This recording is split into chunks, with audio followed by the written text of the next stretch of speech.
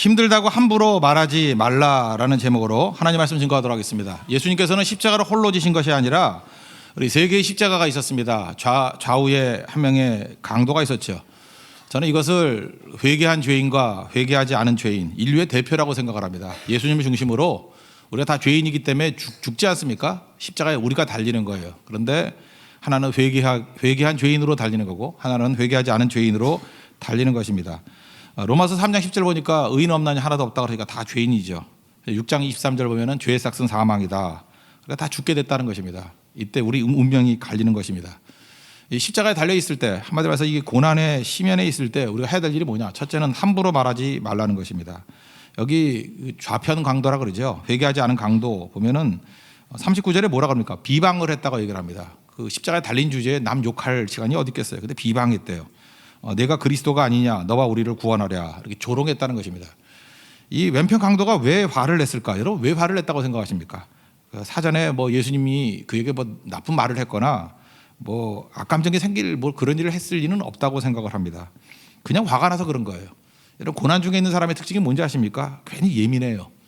그래서 이렇게 그 히스테리라 그러죠. 이게 뭐가 상태가 안 좋으면은 그냥 아무나 붙잡고 화를 내고 그럽니다. 그리고 막말하고. 그래서 이렇게 예민한 사람 옆에 잘 안 가잖아요. 왜냐하면 걸려들어서 욕 먹을까 봐. 그렇잖아요. 그래서 자기 주변에 잠깐 사람이 떠나갈 때 보면은 저 사람이 나쁘다 이렇게 생각하지 말고 내게 좀 뭐가 문제가 있구나. 그죠? 내가 이 고난을 잘 감당을 못하고 있구나. 잠깐 막말을 하고 있구나. 또 분노하고 있구나. 이렇게 생각하면 틀리지 않다는 것입니다. 우리가 어느 상태에 있든지 말하는 건 참 조심해야 된다고 생각합니다. 우리 한국교회도 그랬죠. 이렇게 감사를 모르고 감사해야 될 것들을 함부로 얘기했을 때가 참 많았어요. 제가 어렸을 때 그런 얘기 참 많이 들었습니다. 뭐 비행기를 타고 옛날에 김포공항이니까 김포공항에 내리면은 온통 빨간색 십자가밖에 없었다고. 그래가지고 이게 사실 감사한 일 아니에요? 예수 믿지 않는 나라에서 그 하늘에서 보면은 빨간색 십자가 막 쫙 깔려 있을 정도로 교회가 많다 그러면 이게 감사와 찬송이 있어야 될 일인데 감사와 찬송을 하지 아니하고요. 이걸 막 조롱했어요. 그죠? 너무 십자가가 많다는 거예요. 십자가만 있으면 뭐래 제대로 믿어야지. 목사들이 그러고 다녔어요. 목사들이 설교 중에. 그죠? 이게 감사를 안 하고 조롱하고 비판하고 이게 뭐예요? 뭐 자기 발등 찍는 거지. 외국인들이 와서 막 감동을 합니다. 야, 이런 나라가 다 있냐? 이렇게 십자가 많은 나라를 어디서 보기 힘들다. 정말 아름답다. 이럴 때 우리는 그것이 아무것도 아닌 양 그죠? 뭐 본질이 중요하다 이러면서 막 조롱하고 스스로 비판하고 막 그랬습니다. 제가 볼 때 그 이후부터 뭐 교회 참 어려워진 것 같아요. 왜냐 말한 대로 되거든요. 하나님께서 들린 대로 행하시기 때문에 그렇다라는 것입니다. 여러분 인생이 소중하지 않습니까? 여러분 영혼이 소중하지 않습니까? 곱게 말해야 됩니다. 말하는 걸 곱게 해야 돼요. 그리고 함부로 말하면 안 된다는 것입니다. 여러분 살다 보면 신경질 날 때도 있죠. 내 뜻대로 안 될 때도 있죠. 막 열받을 때 있죠. 그때가 중요한 거예요. 그때 함부로 말하거나 함부로 표현하면 그걸로 망하는 거고 그때에 조심스럽게 말해야 된다는 것입니다. 민수기 14장 28절 아시죠? 이스라엘이 왜 망했는지 12정탐꾼 얘기 나오잖아요. 그 악평하고 원망했던 이스라엘 백성들 하나님께서 이렇게 얘기합니다. 내 귀에 들린 대로 내가 너에게 행하리니 죽겠다 그러니까 다 죽여버리잖아요. 오직 여호수아와 갈렙 두 사람만 살아남지 않습니까? 왜냐하면 고백 때문에. 그죠?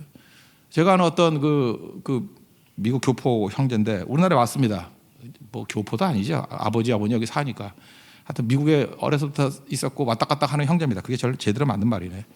그래서 말의 반은 영어예요. 근데 이렇게 저하고 다니다 보면은 뭐 한국말 쓰는데 하여튼 그 입에서 내가 하루에도 한 100번은 더 들었어요. 테러블. 난 테러가 일어난 줄 알았어요. 그게 아니고 테러블이 뭐 이렇게 좀 끼어드는 사람이 있다고 테러블. 그러니까 걔는 뭐든지 테러블이에요. 뭐 끔찍한 사건, 끔찍한 기차 타고 끔찍한 자동차, 끔찍한 호텔. 내가 보다 좋은데 조선 호텔 묵음에서도 이게 테러블한 호텔이래요. 끔찍한 날씨, 우리나라 날씨 얼마나 좋은데. 끔찍한 음식. 그래서 기분 나쁘더라고요. 뭐 저놈은 저런 게 다 있나. 진짜 네가 테러블이다. 내가 이런 생각이 들었거든요. 그 얼마 있다가 뭐 더 자세히 설명 안 할게요. 걔 안 좋게 됐어요. 그 자기가 이게 받은 바 은혜에 대해서는 뭐 더 표현 안 하겠습니다. 하여튼 망했어. 그 정도 망한 거죠. 왜냐하면 걔 이 주둥아리가 문제였어요. 그 테러블, 지 인생에 테러블이 생겼어요. 끔찍한 일이 벌어지게 되었다는 것입니다. 우리 성경은 원더풀을 얘기하라 그러잖아요. 놀랍다고. 우리 시편 139편 14절 보니까 내가 주께 감사합니다. 나를 지으심이 심히 기묘하심이라. 옛날 성경에는 신묘막측 이렇게 돼 있죠. 신묘막측. 주께서 하신 일이 기이함을 내 영혼이 잘 압니다. 신묘막측 이걸 뭐라 하냐면 fearfully 놀랍도록 두려울 정도로 그다음에 wonderfully made. fearfully and wonderfully made. 신묘막측하게 나를 만들었습니다. 그러니까 인생이 놀랍다라는 거죠. 우리 Amazing Grace 그 1절 가사 보십시오. 하나님의 은혜에 대한 첫 번째 반응이 뭐예요? 놀라워하잖아요. 놀라워. Wonderful. 그래서 놀랍다. 나 같은 죄인 살리신 주 은혜 놀랍다고. 놀라움이 있어야 된다는 것입니다. 놀라움은 찬송하게 돼 있죠. 이번 13차 네팔 선교를 갔을 때도 사실은 뭐 놀라움이었어요. 예배에 하나님의 임재에 대한 놀라움, 또 눈물의 기도에 대한 놀라움, 또 회심하고 주께 돌아와서 영접하는 것에 대한 놀라움.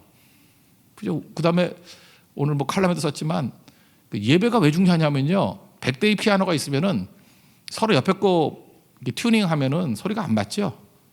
그래서 교회도 그렇습니다. 옆 사람 튜닝하면은 조율하면 소리가 안 맞아요. 100인 100색일 거 아니에요. 그런데 예배가 한 분 하나님. 그러니까 피아노 조율할 때는 한 대에 맞춰야 돼요. 한 대에 쫙 맞춰야 조율이 되는 거거든요. 한 대. 이 찬양 인도할 때도 말이에요. 하나에 딱 집중해야지 화음이 되는 거죠. 그죠? 여기저기 막 중구난방으로 지고집 뿌리면 그거 다 깨져버리는 거죠. 그렇죠. 선거 때도 마찬가지 아니에요? 물론 지금 억지로 했지만 저거 하나를 맞추려 노력을 했잖아요. 그죠? 저거는 하나가 안 됐다기보다는 능력이 안 되는 거죠. 예. 그렇지만 하나님 기쁘시게 받으실 거라 생각합니다. 왜냐하면 목표는 하나였어요. 우리는 소리는 안 올라가지만 우리 마음은 올라갔잖아요. 여기까지. 예. 지금 뭘 하는지 알고 있잖아요. 그죠? 실현은 안 됐지만 우리 알잖아요. 그런 거예요. 그런 거. 그러니까 한 대에 조율해야 돼. 한 대. 그거 못 맞추면 아무것도 안 되는 거라고요. 그래서 화음이라는 것은 한 대에 맞추는 거예요. 이스라엘 백성들이 장정만 60만이고 전체 합치면 한 200만쯤 된다 그러는데 그들이 날마다 예배 드렸다고요. 언약궤 중심으로. 예배를 드리니까 한 분 하나님 앞에 딱 튜닝이 되는 거예요. 그러면 100만 명도 가벼워요. 200만 명도 가볍다고. 그래서 우리도 이번 설교팀도 갈 때 아주 가볍게 움직였던 이유가 뭐냐면 예배가 있었기 때문에 그렇거든요. 예배가 있으니까 한 분 하나님 앞에 튜닝이 되는 거예요. 그러니까 가볍게 움직이는 거예요. 가볍게. 뭐 어렵지 않죠. 근데 2명만이라도 뜻이 맞지 않으면요. 다투다 보니 무거워져요. 못 움직이는 거라고. 그래서 하나님의 교회에 가장 강력한 힘은 예배에 있다는 것입니다. 그래서 우리 놀랍지 않아요? 60만이 예배 하나를 통해서 가볍게 움직이고 200명 넘는 사람들이 그 예배 한 번을 통해서 가볍게 움직이고 할 때 우리가 느끼는 게 뭐예요? 주님의 은혜 놀랍다고. 원더풀. 2명만 있어도 맞지 않을 때는 테러블이에요. 이게 말이 되느냐. 그러니까 이게 되게 중요한 거죠. 그래서 여러분들 고난 중에 있을 때 특별히 말을 조심해야 되고 그런 책이 있습니다. 단어가 뇌를 바꾼다. 단어가 뇌를 바꾼다. 이것도 쭉 보면은 비슷한 얘기 같아요. 제가 볼 때 기억이 두 가지가 있다 그랬죠. 뇌 기억하는 게 있고 이걸 우리가 보통 정신분석학자들은 의식이라 그런 것 같아요. 의식. 뇌의 메모리가 되죠. 또 하나가 무의식의 메모리가 되는 거. 이건 제가 볼 때 유전자의 메모리가 되는 거예요. 우리 원죄도 제가 볼 때 유전자예요. 유전자에 이게 심겨지는 거예요. 유전자를 기억하게 만드는 거예요. 우리가 원죄라는 거 의식이 없잖아요. 그런데 우리는 날 때부터 죄인이잖아요. 유전자에 있는 거 아니에요? 거북이가 알에서 깨어났어요. 근데 가르쳐 주지도 않았는데 바닷가로 가요. 그 유전자의 기억이 있는 거 아니에요? 어려서부터 그 같은 조상의 신앙 교육을 받았는데 떨어져 살았어요. 영향도 받지 않았어요. 근데 결과가 비슷하게 나타나요. 그렇다면 그 유전자에 기억된 거 아니에요? 신명기 6장에 나오는 말씀들이 다 그 유전자에 기억하라는 얘기가 아니에요? 우리 후손들에게 복을 준다라는 게 그 뭐 뇌에 주는 거겠어요? 유전자에 깔리는 거죠. 유아세례가 그런 거 아니겠어요? 유전자에 능력을 주는 거 아니겠어요? 여기도 그런 맥락이더라고요. 단어가 뇌를 바꾼대요. 근데 사실 뇌를 바꾸는 게 아니라 이 뇌 자체를 바꾸는 게 아니라 우리 유전자를 바꾸는 내용 그런 거하고 비슷하다는 것입니다. 그러니까 말이 굉장히 중요하다는 거예요. 말이 우리 인생 모든 거를 다 바꾼다는 것입니다. 그 만화영화 곰돌이 푸 있지 않습니까? 푸가 피글렛에게 얘기를 해요. 오늘은 무슨 날이야? 지가 묻고 지가 얘기해요. 내가 가장 좋아하는 날이야. 그러니까 푸는 동글동글해도 항상 행복하지. 그렇죠? 자꾸 살만 빼려고 그러지 말아요. 살 빼려고 그러지 신경질 부리지 말고 저 동글동글해도 곰돌이 푸같이 그죠? 이렇게 항상 감사하고 원더풀 데이 이렇게 말하는 게 이게 훨씬 더 중요한 거 아니겠습니까? 오늘 찬양도 했죠. 지금도 한 30년, 40년 전에 가장 큰 영향을 미쳤던 사람 중에 하나가 송명희 시인 아닙니까? 뇌성마비자고. 제가 그 나라는 찬양 만들게 된 그 간증을 뭐 옛날에 들었던 거 기억이 나거든요. 그러면 이런 거예요. 가난했대요, 집이. 가난해가지고 이사를 너무 많이 다녔대요. 그래서 이사 다니는 게 지겹더라는 거예요. 그래서 찢어지게 가난했대요. 그래서 뭐 원망하고, 뇌성마비라는 게 머리는 온전한 거 아시죠? 몸만 그런 거지 머리는 똑똑한 거예요. 똑같은 IQ예요. 굉장히 머리 좋으신 분입니다. 이분 머리 좋고 생각이 많으니까 오히려 더 불행할 수 있죠. 몸은 말을 안 듣는데 생각은 더 뛰어나니 얼마나 힘들겠어요. 그죠? 고민도 많고. 그래서 하나님 말씀 듣고 기도하고 신앙도 받아들였는데 이제 기도를 하지만 마음의 원망 같은 게 사라지질 않는 거예요. 뭐 그럴 수 있겠죠. 그걸로 뭐 어떻게 뭐라고 할 수 없겠죠. 그래서 하나님과 대화를 깊이 나눴는가 봐요. 이렇게 묵상도 하고, 얘들에게 큐티라 그랬는데 그걸 많이 나눴는데 너무 이렇게 원망 불평하니까 하나님이 마음 가운데 그런 마음을 주시더라는 거예요. 너 원망 불평 그만하고 한번 써봐라. 그러면 노트에다가. 그래서 제가 썼답니다. 잔뜩. 나 재물 없다고, 나 가라니까 지식도 없다고, 학교도 제대로 못 다녀서, 나 건강도 없고, 뭐도 없고 쫙 썼답니다. 뭐 그 노래 가사에 있으니까 다 알겠죠. 다 썼대요. 그 다음에 하나님께서 그 다음 명령하신 게 뭐냐 하면은 거기다가 공평하신 하나님 쓰라 그랬대요. 그때 막 화를 버럭내면서 못 쓰겠다. 어떻게 하나님 공평하냐고. 없는 거 투성인데. 그래서 이 공평하신 하나님 쓰라 그럴 때 이거 가지고 씨름하는 것이 표현에 의하면 창세기 32장에는 야복강에서 야곱과 하나님이 씨름하던 것만큼 씨름했대요. 못 쓰겠더라는 거예요. 하나님이 어떻게 공평해? 공평하신 하나님을 어떻게 써? 그러다가 환도뼈가 박살나듯이 뭐가 박살나는가 봐요. 그죠? 쓰러지고 해가지고. 그래서 마지못해 그 약한 몸에 또 기진맥진하면서 공평하신 하나님 썼대요. 그때 눈물이 쏟아지면서 그때 깨지게 됐다라는 거죠. 근데 하나님께서 뭘 만들으셨어요? 이긴 자로 만든 거예요. 이스라엘로 만든 거예요. 하나님과 겨루어서 이긴 거죠. 내 고집으로 살 때는 졌는데 하나님 앞에 굴복하니까 이긴 자가 되는 거예요. 승리자가 되는 거예요. 눈이 바뀌더라는 거예요. 없는 게 보이던 눈이 이제 있는 것이 보이기 시작하는 거예요. 잘 보니까 이게 하나님과 이렇게 자기가 대화하듯이 이렇게 깊은 교제를 나누는 거, 하나님께서 이런 환상 같다 보여주는 거, 이런 거 딴 사람 없더라는 거예요. 그래서 남이 못 본 것을 봤다고, 본 거 쓴 거예요. 남이 듣지 못하는 음성 들었잖아요. 음성 들었다고, 그 들은 거 쓴 거예요. 그리고 주님의 사랑을 얼마나 깊이 받았는지 그것 때문에 자기가 너무너무 뜨거웠대요. 그래서 남이 받지 못한 사랑 받았고, 또 이 모든 것들 다 깨달았잖아요. 나 남이 알지 못하는 거 깨달았다고 쭉 썼다는 거예요. 그러고 난 다음에 저절로 찬송이 나오더래요. 공평하신 하나님.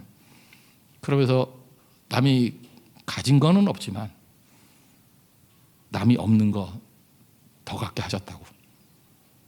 사실은 이게 우리 삶이 그때 사회적으로 힘들었거든요. 이게 불공평이 심화되고 고난도 많았고, 언제나 고난 다 있습니다. 눈물이 있고.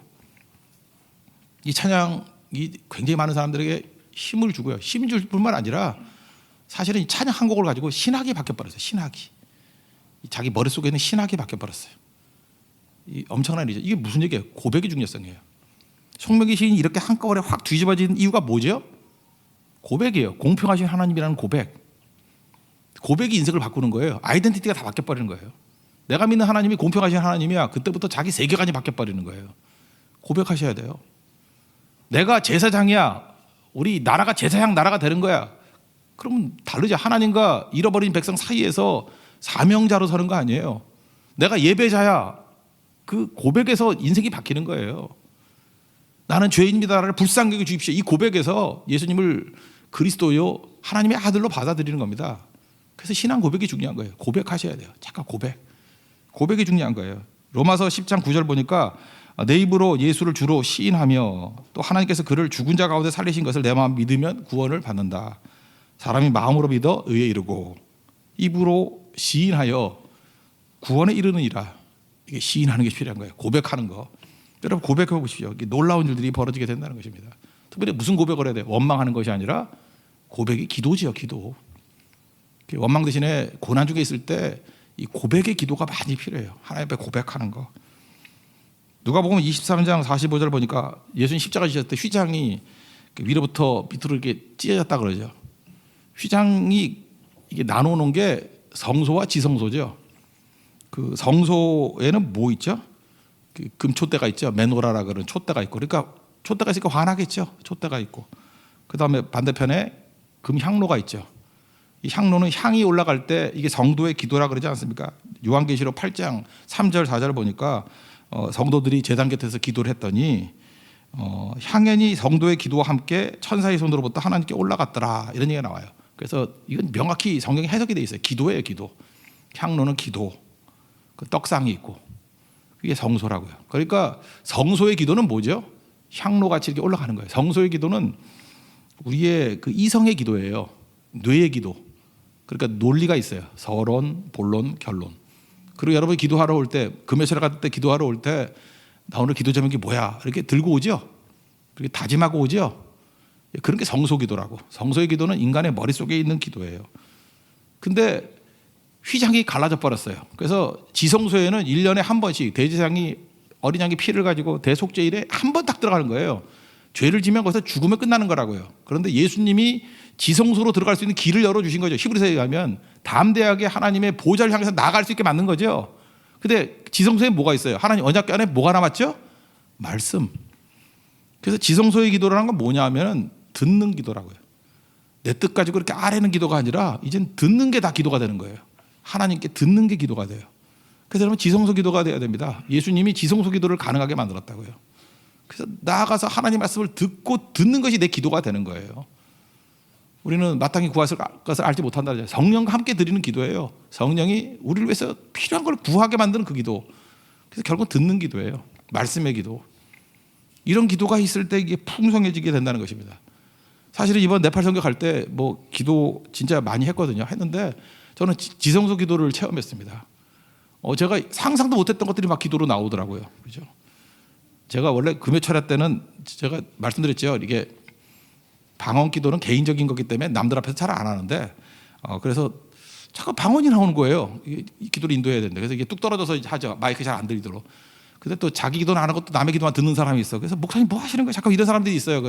귀찮아 죽겠어. 그래서 뭐 대한예수교 순복음 장로교회 뭐 이렇게 말하는 사람도 있고 그러는데 근데 방언 기도의 유익은 그거예요. 그게 뭐냐 하면은 이게 속에 있는 숨은 죄를 회개하는 그런 기도가 되는 것 같기도 하고 또 하나는 뭐냐 하면 하나님의 뜻대로 구하는 기도인 것 같아요. 그 방언 기도를 드리면은 하나님 듣는 기도가 되는 것 같아요. 그렇게 보여주시고 알게 하시고 사실은 이 네팔 선교 갈 때 이렇게 진행되고 하는 모든 것들이 사실 기도의 응답이었거든. 이렇게 하라. 아이디어에서 나온 게 절대 뇌에서 나온 게 아니에요. 이 어떻게 보면 가슴에서 나온 거, 속에서 나온 거지. 그게 기도거든요.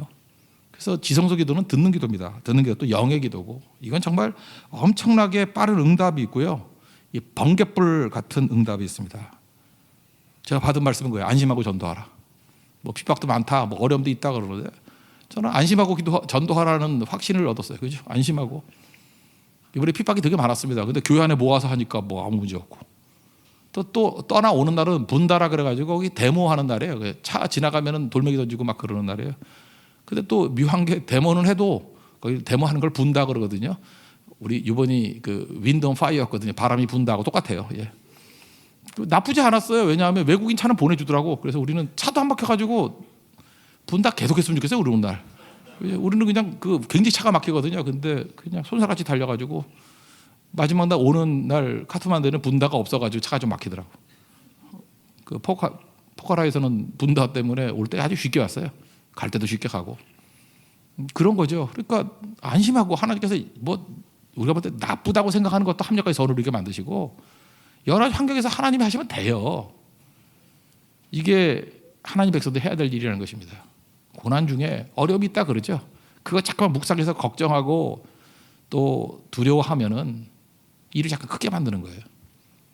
그래서 어떻게 보면요, 이게 준비 현장에 이런 거 시키는 사람들 보면 너무 성격이 꼼꼼한 사람, 이거 좀 문제가 좀 있어, 그죠? 문제가 뭐냐, 성격이 꼼꼼한 게 아니라 어떻게 보면 믿음이 없는 사람일 수 있거든요. 뭐 별거 타는 문제 갖고 잠깐만 따지고 그런다고요. 일이 안 돼, 일이. 하나님이 계시잖아요, 우리가 하나님이, 그죠? 그 라나 목사님 얘기했잖아요. Nothing special. 뭐 별일이냐고. 나 머리에서 피가 터지는데도 지 머리 아니라고 Nothing special. 카피 비디오 그러는데 뭐 할 말 없잖아요, 그죠? 그런 그 마음이 저는 중요하다고 생각해요. 나중에 그 목사님들이 머리 터졌으면 좋겠어. 나도 Nothing special. Nothing special.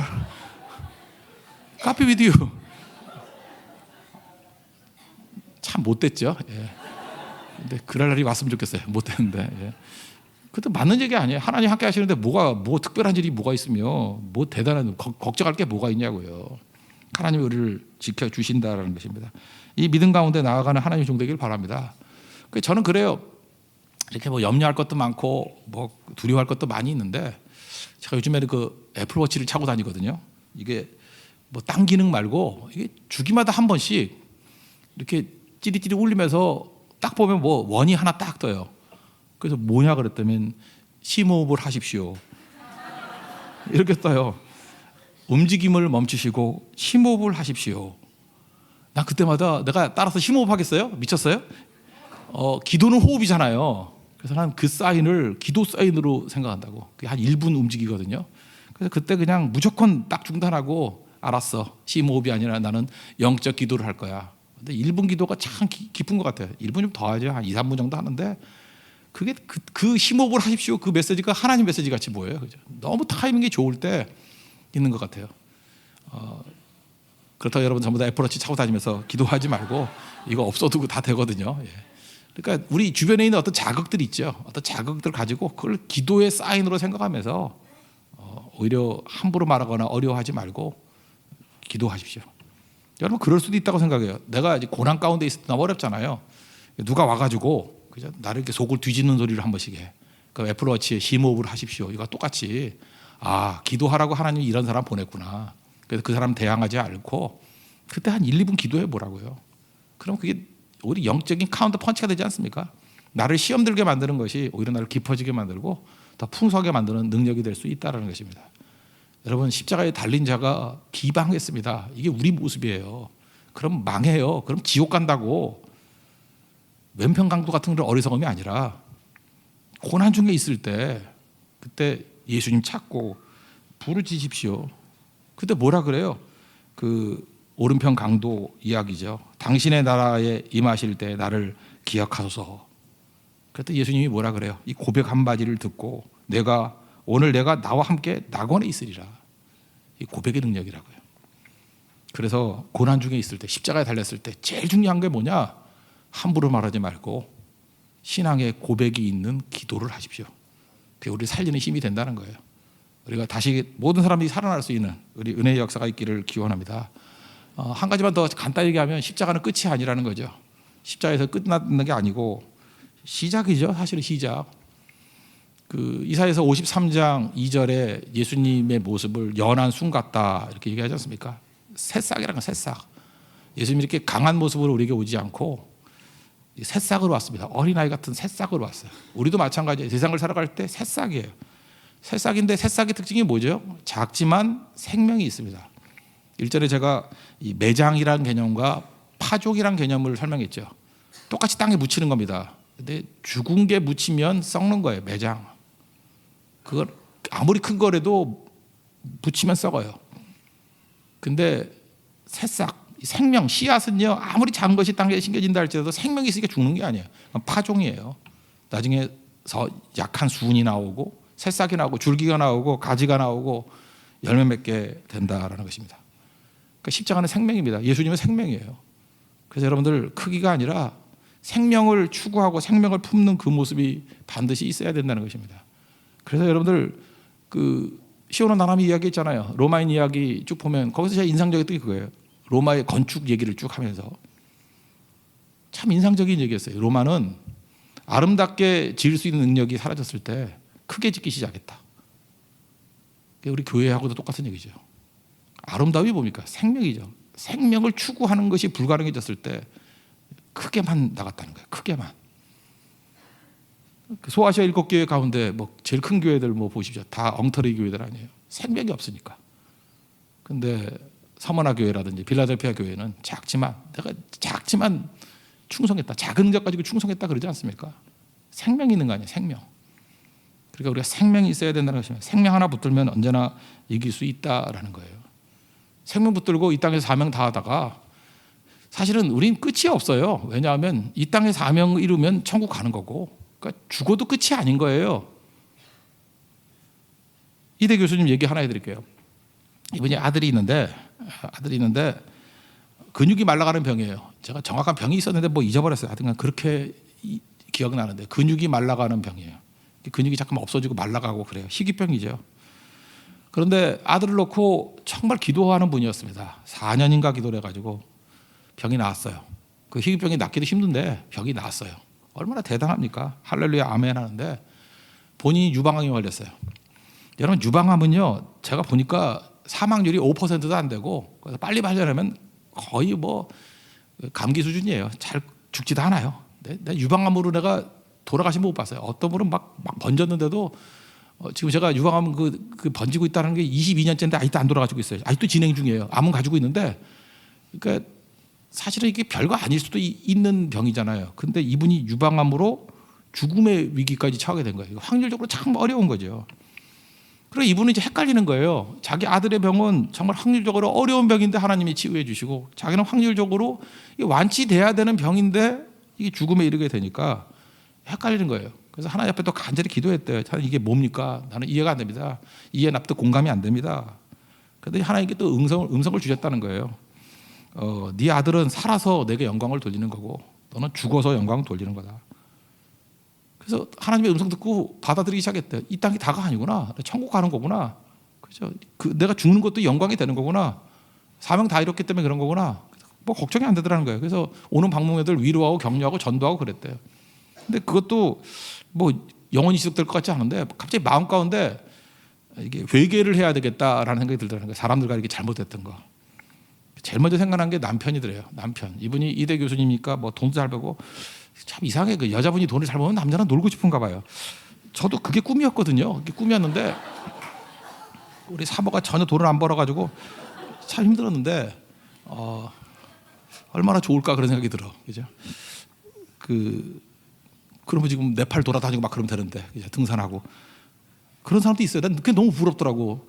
그 부인이 뭐 하세요? 그러면 의사래. 그리고 그 지는 놀고 있어. 너무 좋아요, 그죠? 근데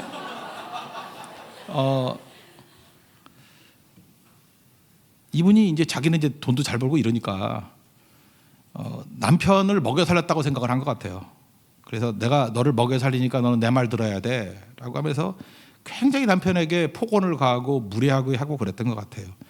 근데 갑자기 이제 죽을 때가 되니까 남편이 얼마나 상처를 받았을지가 자기 아픔으로 오더라는 거예요. 그리고 자존심을 얼마나 내가 긁어놨는지 그게 이제 느껴지더라는 거예요.